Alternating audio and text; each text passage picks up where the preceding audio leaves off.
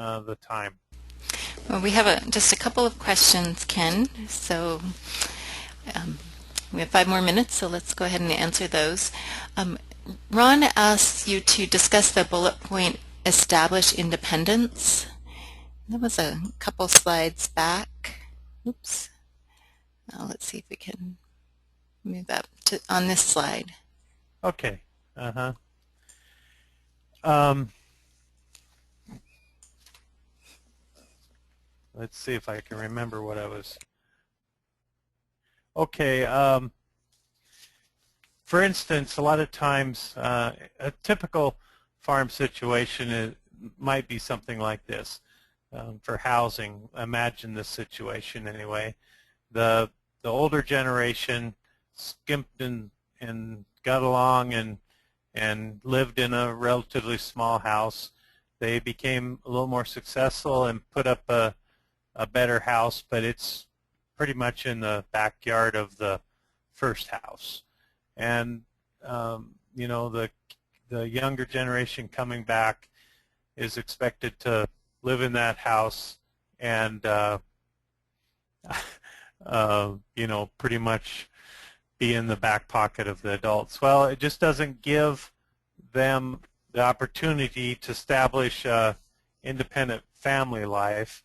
If they're going to be working together, their own families have to be independent of each other. Although they're interdependent, they have to be able to establish their independence. I remember my father-in-law, when we were first farming, he was up at the house, and I don't know, in our house, and was in the refrigerator and said, you can afford bacon. I don't think that you ought to be buying bacon because I don't pay you enough basically to buy bacon. Well, see, that was none of his business, and there needs to be, while there's the interdependence, there needs to be a dependence too of even if you live in the same house, if you're having a son or daughter working on the farm that lives in the same house, but if they're adults, they need to be able to establish independence. And you need to provide that as time goes by, because you can't just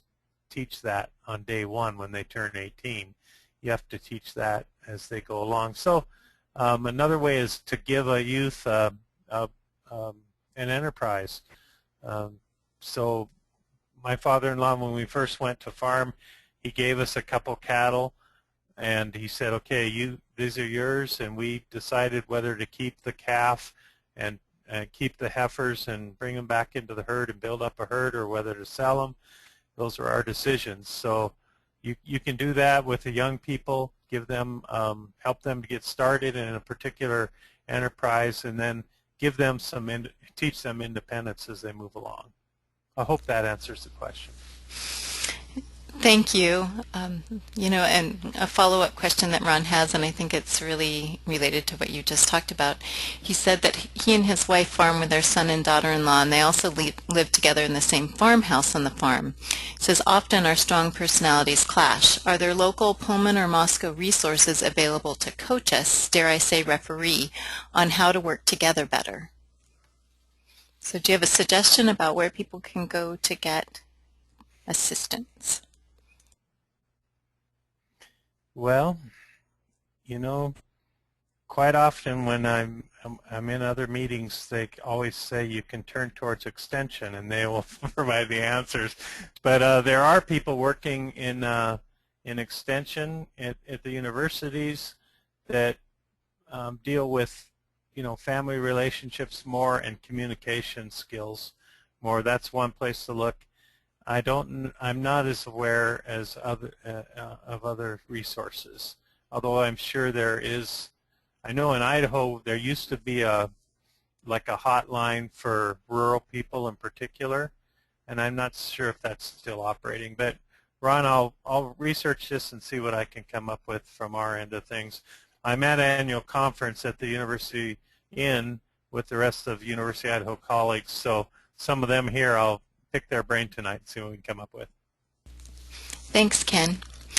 One closing comment from Janice, she says that just to note, while she was in listening to this webinar, her son was out in the barn taking care of some triplet goat kids, plus working on his 65 Mustang. She says it's nice that she can trust him to manage this, and she's proud of him for learning these skills. That's great. Tell him about it because he'll like to hear it. Great. Well, thanks very much to all of our speakers tonight. I'm just going to do a quick wrap-up.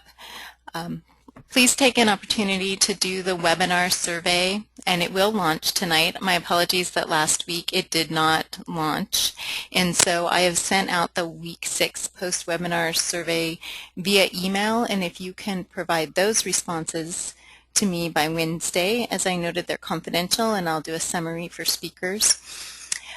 We went over earlier your assignments and the discussion forum, so those are due on Sunday and next Tuesday.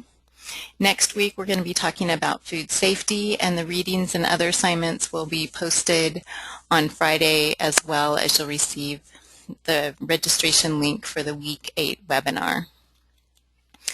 So thank you again, and my apologies for that little time that the screen blipped out and we lost the presentation. You did great during that, Ken.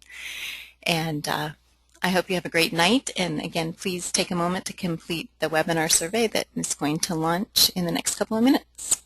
Have a great week.